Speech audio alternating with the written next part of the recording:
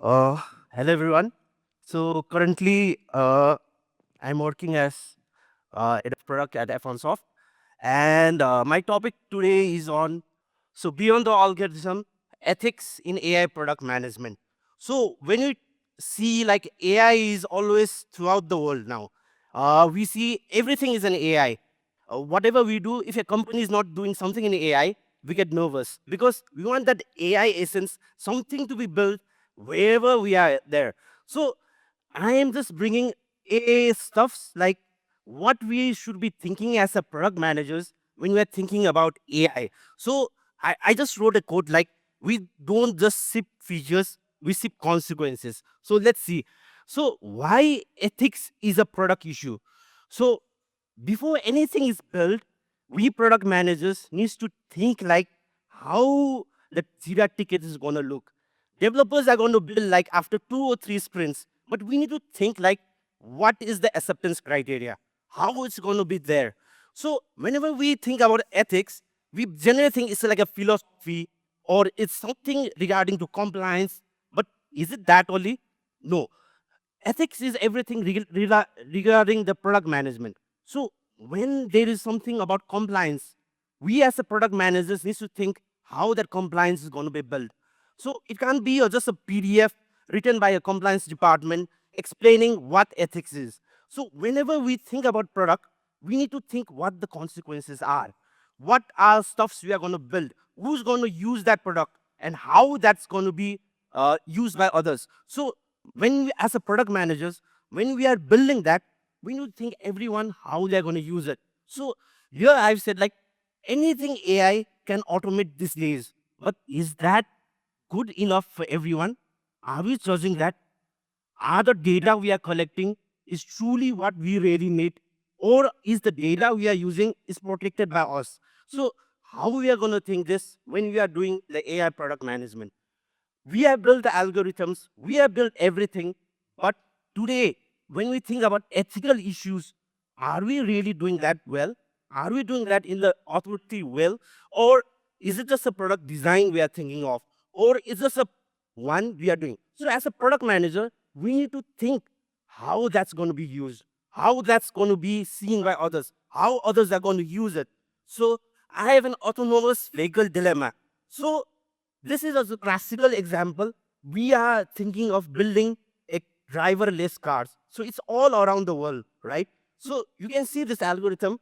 I, as a product manager, needs to write acceptance criteria in my Jira ticket. So imagine there's a driverless car and a big log of truck in front of me, and the log is going to fall in my car. So what I do? Should I hit the person at the left, a bike rider who's not wearing a helmet, or should I hit the person at the right who's wearing a helmet?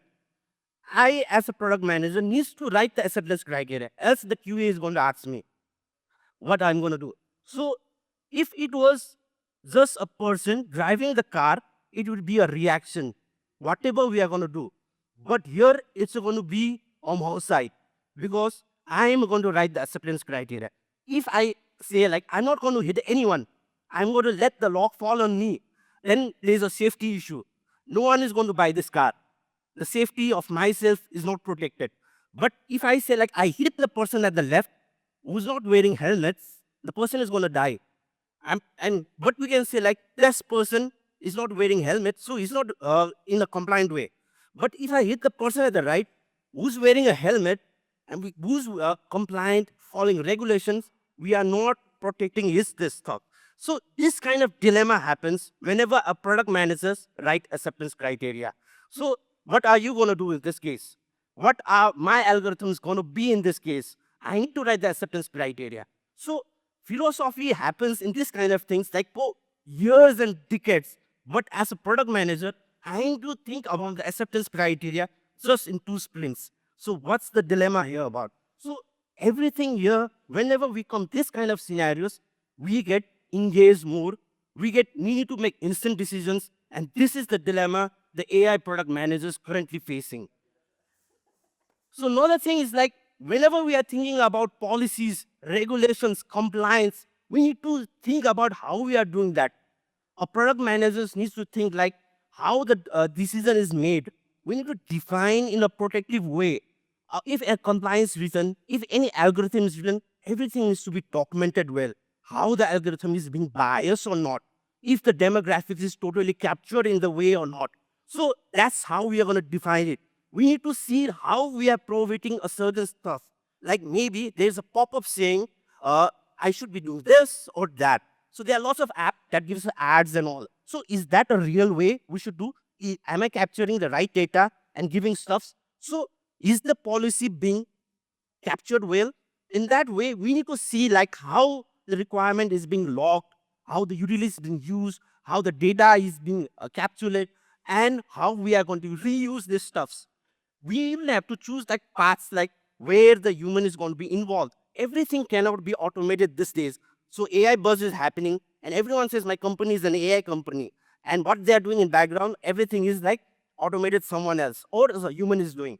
So what we are doing is like we need to choose the right way. If you think like ethics is nothing for us, rightly, then that's the first topic in your product manager lesson that ethics is coming. So everything happens, not only happens in production. And if that edge cases you are missing in your test environment or your QA environment, that really happens in product. So that's the most first ethics lesson a product manager is going to face. So here I have another example of fintech AI dilemma. So let's see in the fintech. So let's imagine a person just paid his $500 for his credit card. So what should I do next? Should I promote a high interest credit card saying like you have a gold card, you're going to get a platinum card, more points, more stuffs, no more promotions? Or should I give them a personal loan saying like they can do buy now, pay later, everything? Or should I promote a savings account? What should I do next? So in finance, it's more critical because there is a fund being happening. Other stuffs, anything that happens, it's just one kind of steps after another. But in fintech, when the money really happens, people start shouting. So what should I do next? So the biasness happens when there is always an AI decision. So let's see if it's another example where a person buys latte. So we all are engineers, everyone in products, every stuff, we invest lots of coffee. So when I was building a personal finance management, there was a stuff what I should do next. Every step was being tracked. So should I say like you are buying a lot of coffee, stop here. Should I do that? Is it judgmental decision? Or I'm really direct too much data in my place? Or should I say like you should invest in retirement fund? So there are places where the AI should be doing and not doing. So every step should be tracked these days. Every button that I click, everything that I'm doing. So should I do that? Or if I'm doing a big investment for case, should my computer say like the AI say you are investing in something that you shouldn't be doing? So in that way, should we build our system in that way, or should we just be judgmental in our decisions in background? So this is always an AI dilemma in fintech that's happening these days. We all go into the apps, we go in different stuffs, and we want some stuffs to be done in background by the AI. But really, that is something we want. So that's a decision we need to take. Even in this AI decision, if you're not thinking of all the edge cases, the QA department will come just before the weekend, they'll be asking us the edge cases, how we are going to do this. So we need to see like how we are capturing this AI kind of thing. As a product manager, we need to write tickets. We need to see all the acceptance criteria. So we go round and round, and we are in always in a hazy decision how we are going to do stuffs. So we are even building lots of chatbots. We are building lots of PFM machines, everything. But every AI decision, is it biased or not? So we need to think like how my algorithm is really working and is really not working. So there's always a management decision. Like the engineering always say, avoid latency, right? And even the compliance say, avoid all the regulations and all stuffs. And we as a product manager, we say like, we'll get it done before the next sprint. So we are always in this decision of how we are going to engage people, how the AI decision is going above and beyond. So there are a couple of ethical guardrails. So when I was using a couple of apps these days, the e-commerce and all, they gave us some kind of recommendations now and over. So looking at the demographics, it sees like what someone's is, someone's what they are buying and all. And someone like my age, they always give recommendation to buy diapers. So I'm still not married, but they still say buy diapers because they think like I'm married. So how we are having this guardrails? So we need to see like how the policy is being defined. What are stuffs we need to do and we need not to do. The first stuff is the demographics. Are my guardrails being really defined as a policies? Is my stuff's demographics really being authorized? If someone questions me, I'm going to show the data part, how it's been captured, how we are doing this stuffs. Another stuff is documentation. Every time as a product team or an engineering team, we'll be missing a huge amount of documentation. We miss stuffs which we really matters. We see like how we need to run the code fast and we need to document later and we forward the documentation part. So whenever there's a question in regarding the biasness, we need to have all the documentation done. How the demographics is done, how something was recommended, how it was personalized. Everything needs to be done one after another. Else we'll be in trouble. Another thing is like we need to build the transparency. Anything that comes in a machine, anything that our platform does, we need to show how it's being done, really done. How the background engine works. If someone asks us for it, we have that. We need to judge that. So that's the should be done. Another one is the red flags. Wherever there is a huge case of fraud, fraudulent stuffs, or anything like that, we need to have a red flags. Any apps we are building, any stuffs we are building, we need to do that. Else we'll be in trouble. Another one is like we need to have all the audits, all the logs, how it's being maintained, how the AI is judging. So AI this day are not 100% accurate, right? Even ChatGPT says like you need to take care of what you are making decisions because it's not 100% correct. So what we are doing, should we deploy something that's 80% accurate in AI? That's one of the ethical questions we really have. Or we should really have a red flags on those. So there are engines and all stuff that's still not working perfectly well these days. You see, this kind of ethical bias happens now and again. So what should we be doing next? So that's a big ethical question that's always happening in product management team. Uh, so there are three people that are currently in this ethical role. One is the product managers, the another one is the company, and the third one is the regulators. As a product manager, I need to see like where my algorithm is biased or not. Every decisions are made accurately or not. That's my perfect job. But what the company needs to do is like they need to define the leadership, the culture. They need to see like what we are doing right and wrong. It's the company who does. And the third one is the regulator. They are the ones who need to define what we are doing is right and wrong. Are we doing something beyond the boundary?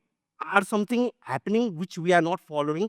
Right? So in an agile way, what we always want to do is like we want to build software fast. Everything seems to go perfectly well. But what we miss is the compliance part.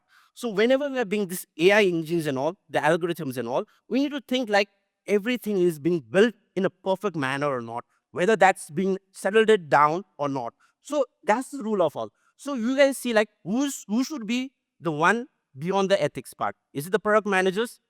Is it the regulators? Or is it the company? What do you think? Who is the one behind the ethics part?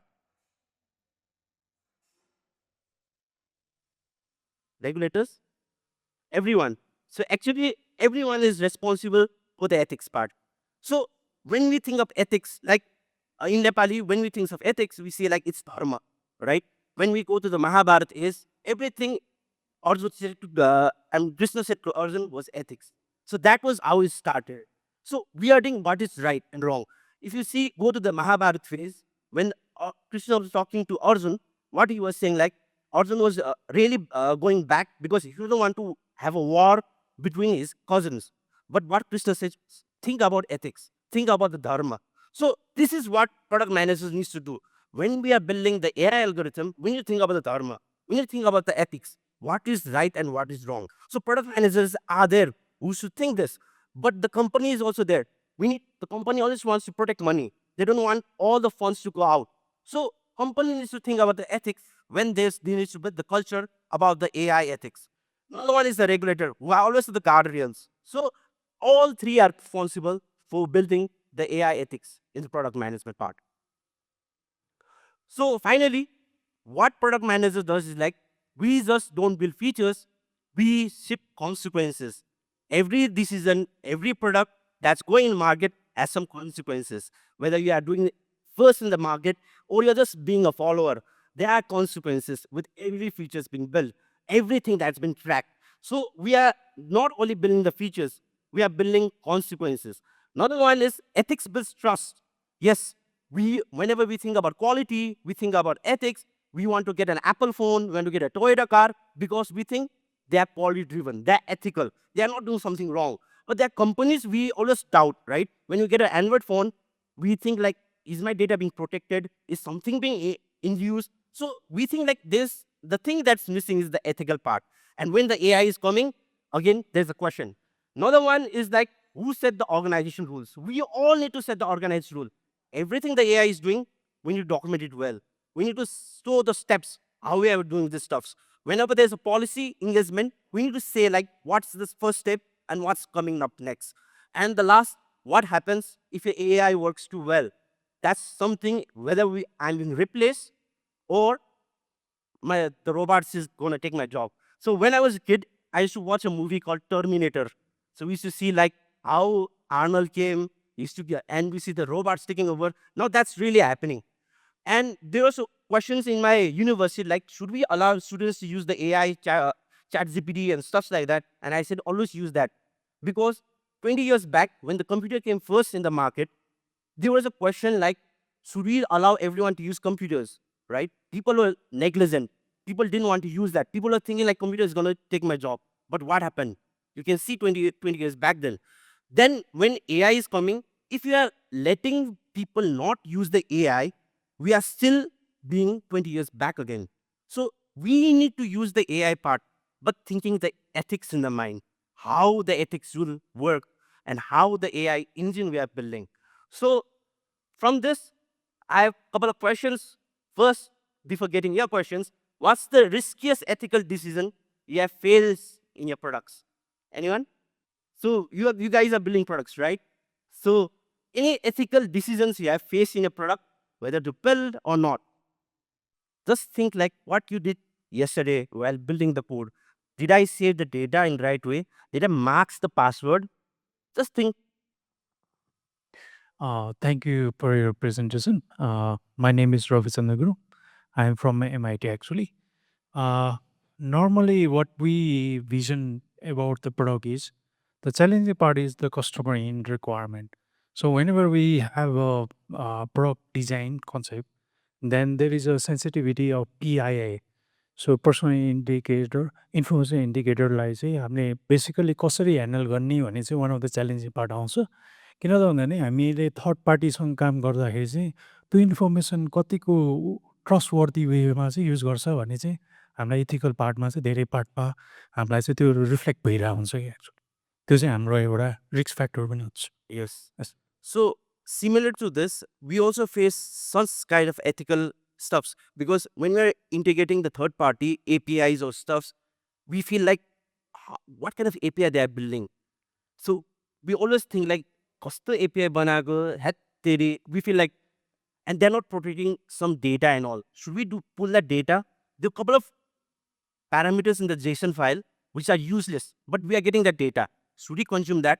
And when I do the inspect element part, when I click on the network, I see what are the stuffs we are exposing. Why are we not masking that?